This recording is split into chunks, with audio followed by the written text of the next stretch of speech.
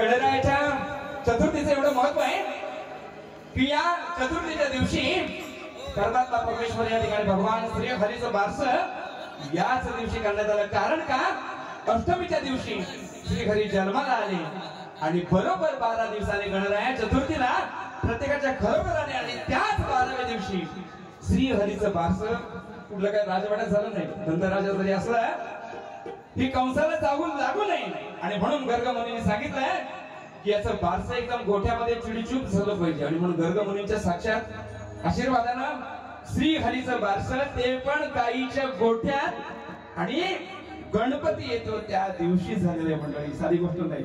आणि म्हणून हे गणराया तुझ्या चतुर्थीला या ठिकाणी बारसं नंतर राजाने केलं. हे या ठिकाणी गण घेते आणि त्यानंतर सगळ्यांना नवीन नवीन चाली लागतं.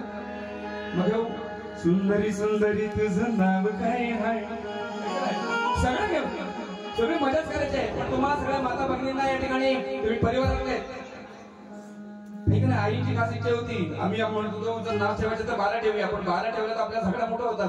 पण आईची इच्छा आहे की नाचच पाहिजे पण पोहांची सिंगलबाजी असते आणि म्हणून सगळ्यांनी आनंद लुटायचा बरं का. हा कार्यक्रम काही माझा एकटाच नाही, सगळा तुमचा आहे. आणि म्हणून या ठिकाणी घेतोय या ठिकाणी रुपेश दादा नाही ना यांच्याकडून 500 रुपयाचं पारितोषिक आलेलं आहे. मी त्यांचं सदस्य आभार आहे. श्रावणात या अष्टमीला जन्मला आला गगन निळा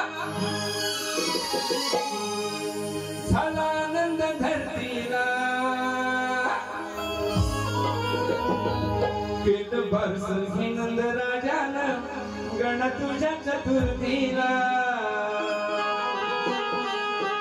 केलं बारस घे नंद राजानं गण तुझ्या चतुर्थीला केलं बारस घे नंद राजानं